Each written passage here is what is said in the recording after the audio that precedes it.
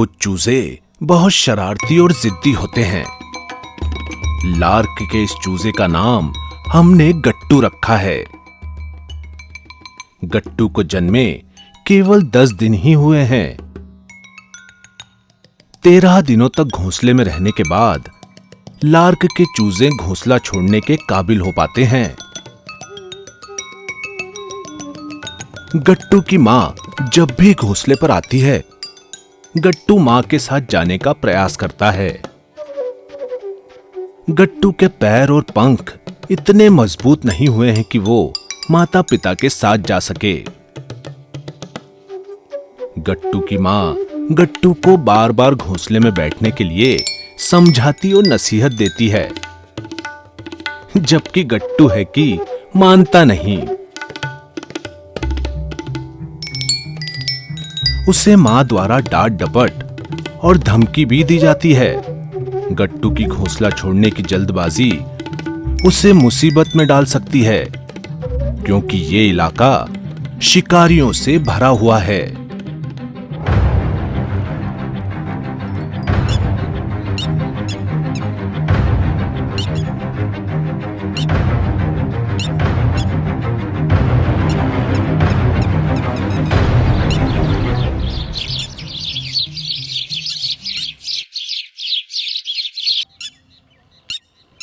मई का महीना है।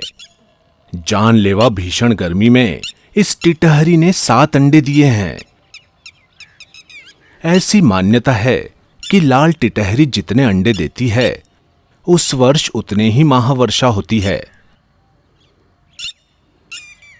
मान्यता के विपरीत मानव हस्तक्षेप से जलवायु परिवर्तनों के कारण अब तो 3 महीने भी वर्षा नहीं होती। कभी सूखा तो कभी बाढ़ सामान्य बात हो गई है।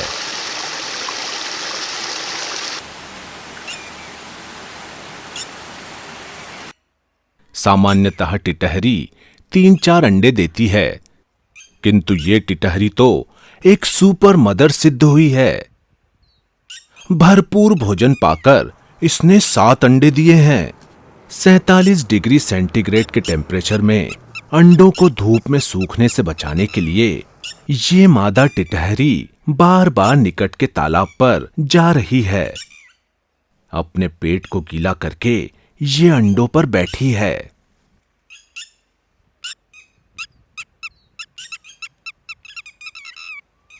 नर दूर से ही अंडों की रखवाली कर रहा है।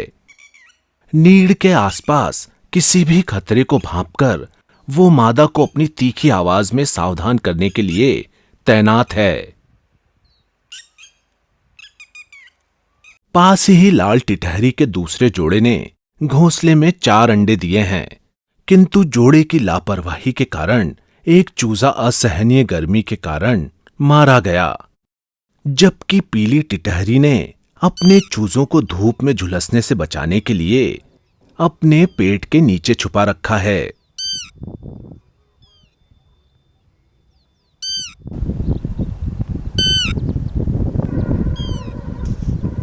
लाल टिटहरी के अन्य सदस्य इस लापरवाही से क्रोधित हैं।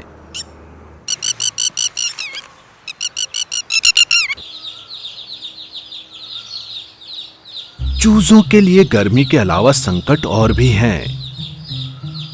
पास ही स्थित मुर्गी पालन केंद्र के मुर्गी के चूजे तो सांपों का मुख्य आकर्षण है।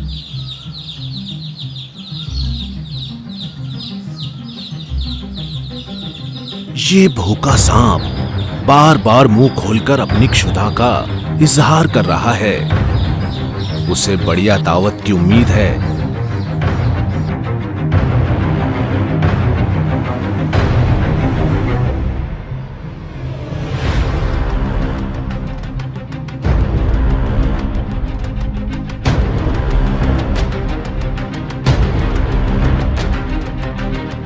दो सांपों ने अपनी क्षुधा शांत कर ही ली है।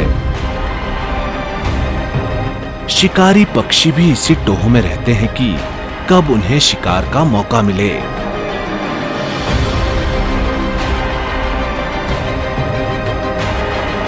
क्या सुपर मदर टिटहरी अपने अंडों और चूजों की रक्षा कर पाएगी? क्या उसके चूजे बड़े होकर उड़ान भर पाएंगे?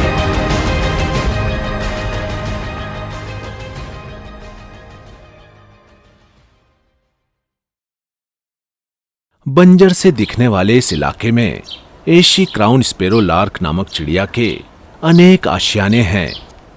आकार में ये गौरैया जितनी छोटी होती है। ये पत्थरों की आड़ में घोंसला बनाती है।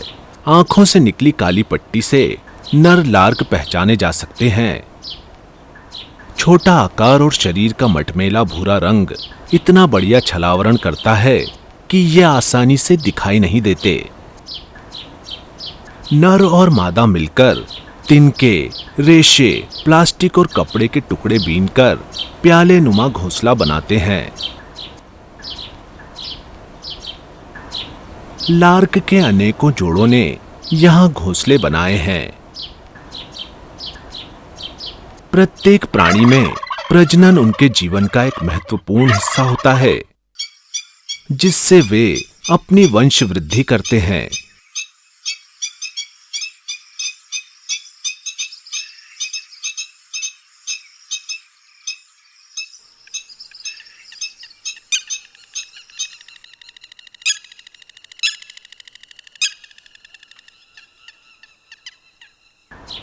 लार्क में प्रजनन हो गया है।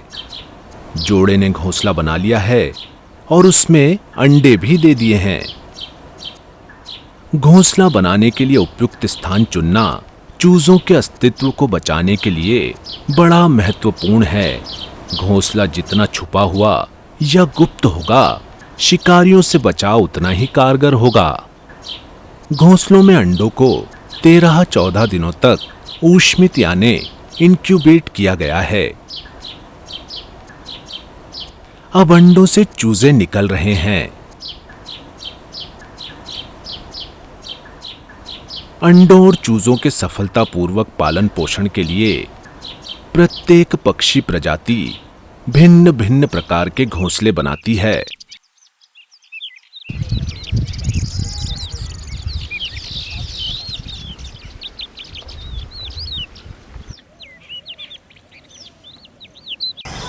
कॉपर स्मिथ बार्बेट और मैना वृक्षों की खोह का उपयोग करते हैं, जबकि 1 दर्जन चिड़िया यानी टेलर बर्ड ने पत्तों को रेशों से सीकर ये घोंसला बनाया है।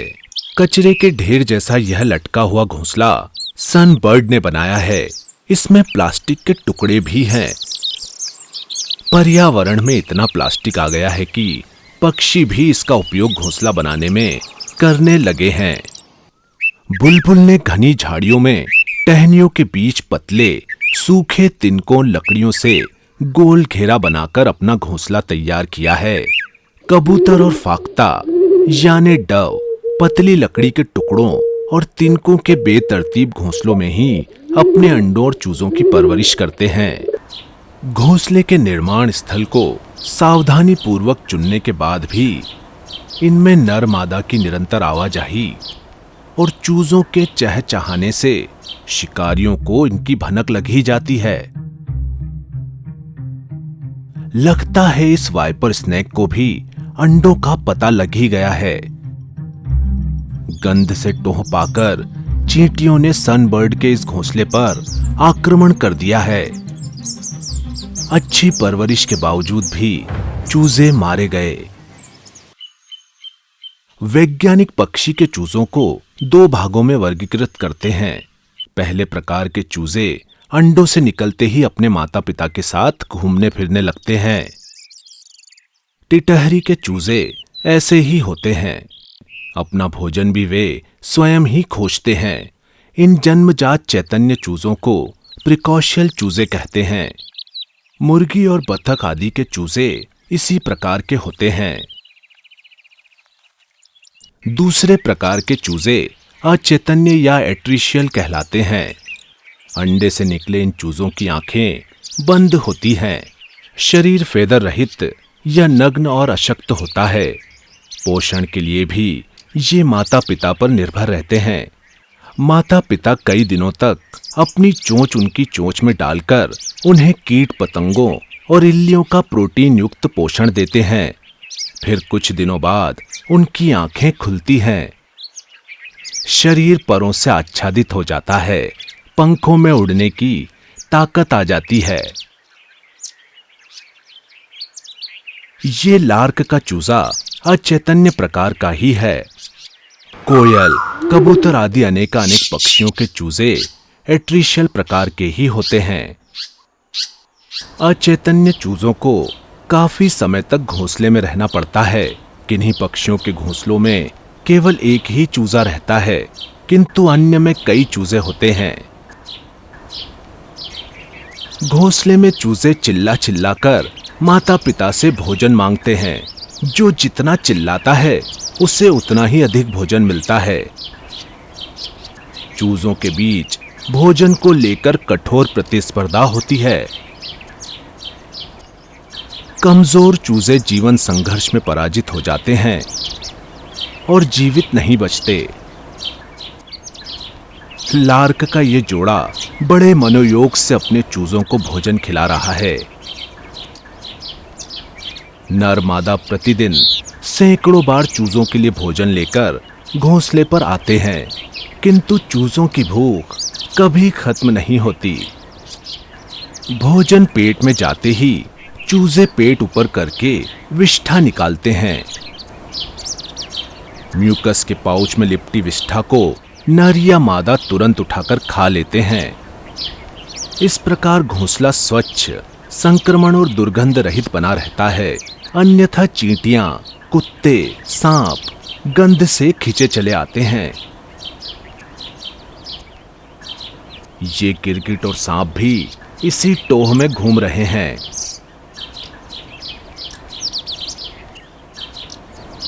आठ 9 दिनों के बाद गट्टू घोंसला छोड़ने के लिए तैयार हैं, किंतु गट्टू के पंख अभी भी कोमल हैं।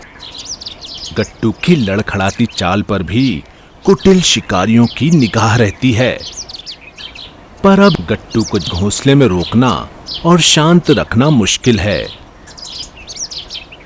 लार्क के विपरीत टिटहरी के चूजे माता पिता की रखवाली में चुपचाप घूमते फिरते हैं।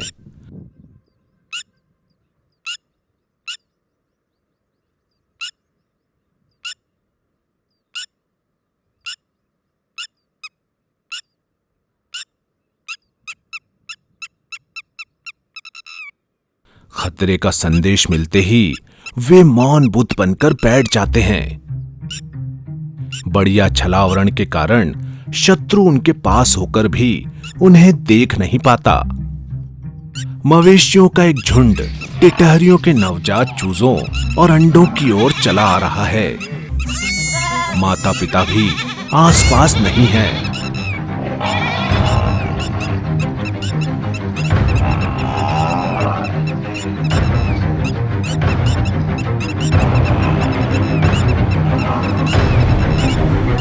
भारी भरकम पैरों के नीचे आकर 3 चूजे मारे जाते हैं।